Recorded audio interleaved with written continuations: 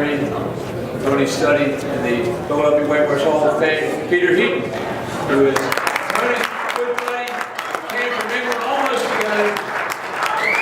He came on the Mayflower. The Mayflower, indeed. They played rugby for a company team in England together. And then they each came to America within a couple of years of each other, joined Philadelphia Rugby Club. And let us begin. Where are you, Peter? Are you going to introduce yours?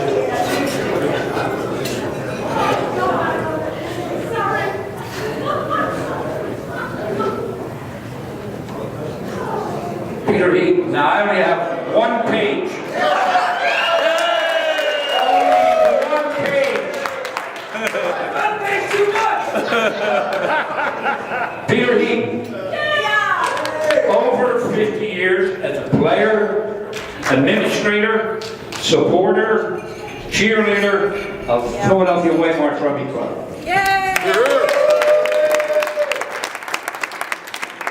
Heaton, you have 20 more years to go. Peter really stepped up in the game as a referee, doing international matches and championship games.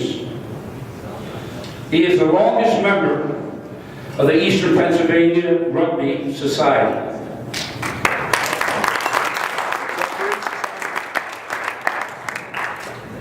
I would like to thank Philadelphia Wright Marsh Rugby Football Club for recognizing Peter, not only as a club man, but as a referee. This is rarely done. Good on you. Well done.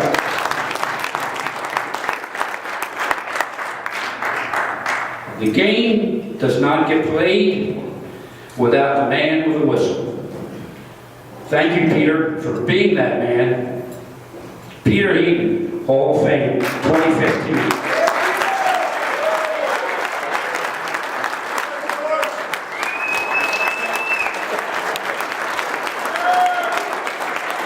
Off this way. I'd like the gentleman to stand up, please. Every gentleman in here would stand up. You're not going to get everybody to stand up. Right. Men, stand up. Yeah, we all struggle. I want you to raise your glass to the women in our lives who supported us and allow us to play this game.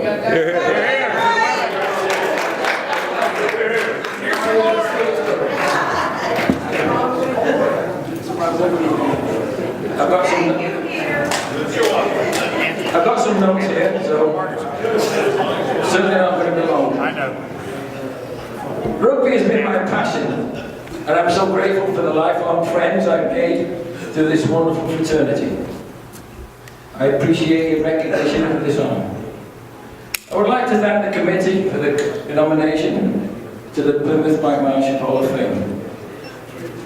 I feel privileged to be considered and placed in the company of all the past recipients of this award. I want to thank the teams, players, coaches, and for their patience and for helping me grow as a referee. We all learned the game together. Page 2. Rugby became part of my life in 1963. Yes, 1963. I was recruited in England by our friend Tony Study. Hear me now. He came to America and I followed in 1964, in the summer of 64. I joined Philadelphia White Marsh. Tony gave me he lived in Manhattan and played for Manhattan. In the fall, I played 64, played in the spring and fall of 65, but during the spring of 66, I became a referee. Here's some local history you might find of interest. During this time, Philadelphia hosted teams from Bermuda and Cayman Islands twice, and Wales.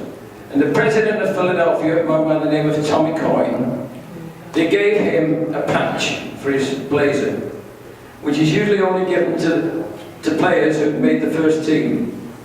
But because they were the first Welsh team to be invited to the United States, they gave him a patch. Philadelphia, when I joined, had some celebrities. Jim Reardon and Dave Segal were Olympic runners. Jim Reardon, who was the captain of the Irish Olympic team. Dave Segal ran in the Olympics for England.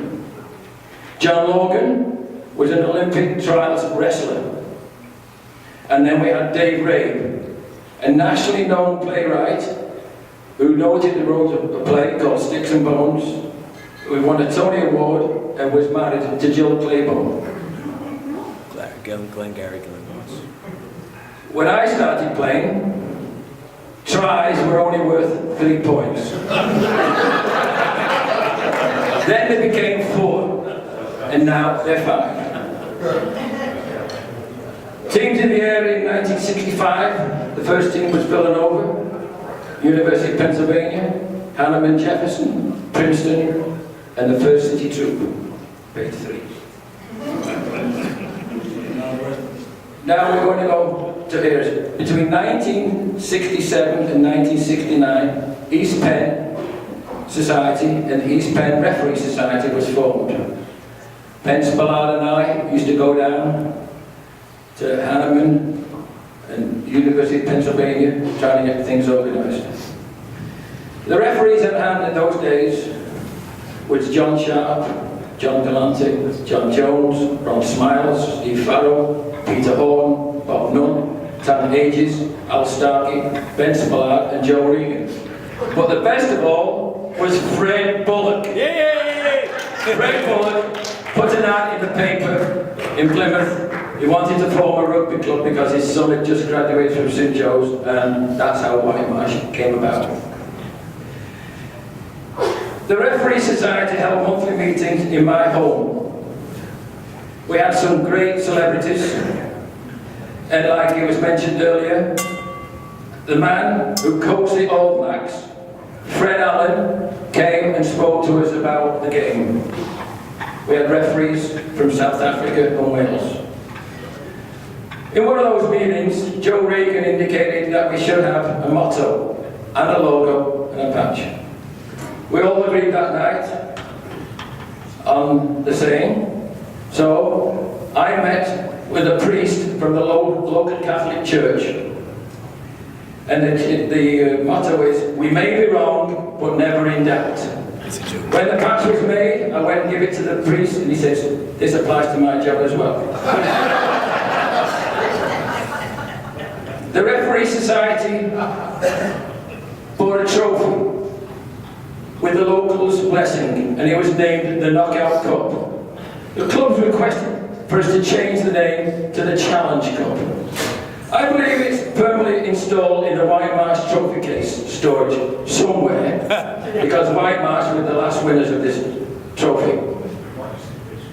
Tony Scully joined the Philadelphia Rugby Club in 1969 and became the primary administrator, not only to the club, to the union. In 1970 through 75, another era.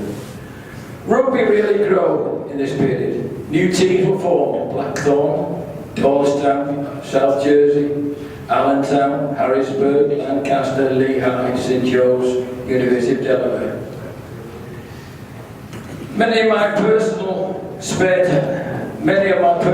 time hours were spent coordinating the referees with the respective clubs. There was no email in those days. I used to have to phone up the player, the clubs, and say, "You go in here." They will tell you what time. I don't know if I can do it. There was all this other bullshit.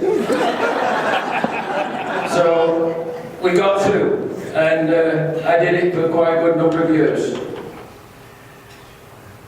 And in those days, players played every Saturday in the spring, March, April and May, and in the fall, September, October, November.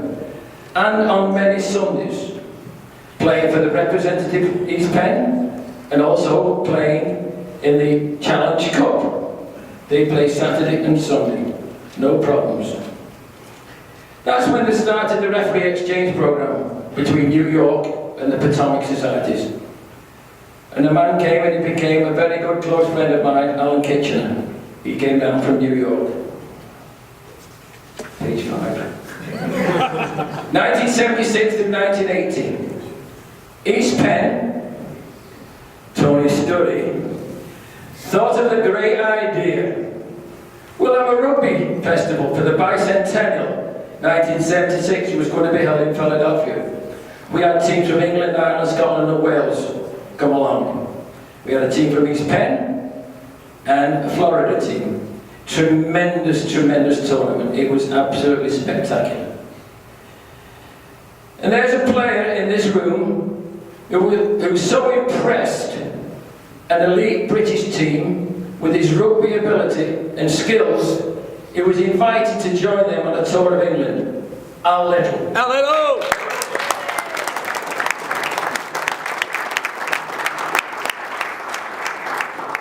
After the Bicentennial Festival, teams were constantly touring and hosting, as has been pointed out. The Atlantic Cup was initiated at Rehoboth Beach. And Fred Bullock organised that along with the president of the Delaware Rugby Club. He brought them a trophy. And it went really well. And it was used because in those days, the laws used to change in the summer internationally. We never got a bloody law book or whatever, but we somehow got it. George may have got us one. And that's when the tournament was used to learn the new laws of the game when we were going to play the season. And it worked out good. But there was one game which was really, really outstanding. And it was between Monmouth and Whitemarsh. Monmouth, from the Bicentennial, a player played in one of these teams, and he was a really world-class player.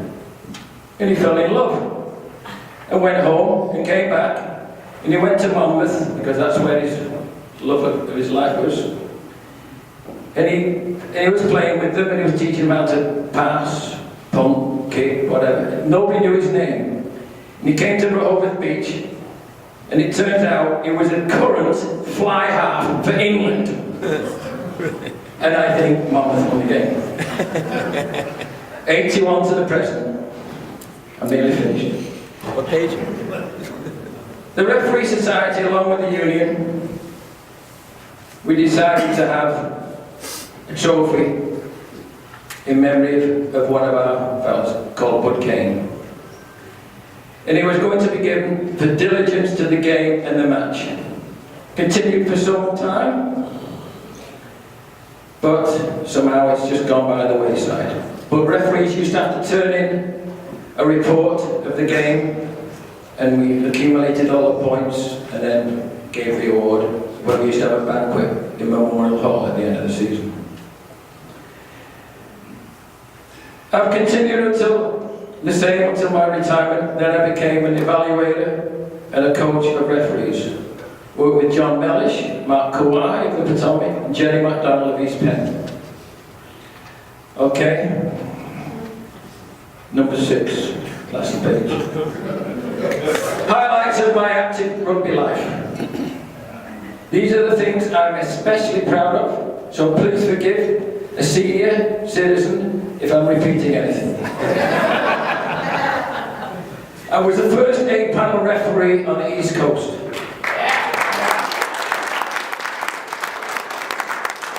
I refereed France versus the EIU. The French under 23s were supposed to come, but because France had won the 5 Nations, they brought their first team, so that was quite something. For 23 years, I received an invitation every year to go to the Commonwealth Cup at UVA. I went to the Cherry Blossom many times, West Point, Edley Cup, and ITT playoffs. Scored 10 times with Mars Rugby Club. Tony organised that in 1985, and we've been there. Tonight, Tony and I provide supper for our Super League team after their weekly practice. I've worked on fundraisers, sold numerous tickets for the Super Bowl. We used to go have a raffle for this, and the winner got 2 tickets, all expenses paid, to go to the Super Bowl. And it was quite something. We raised quite a lot of money doing that. What else? Actively participating in the casino nights. And lastly, Keith, is it 12 years? Whatever. I've collected the Christmas trees from Penn State.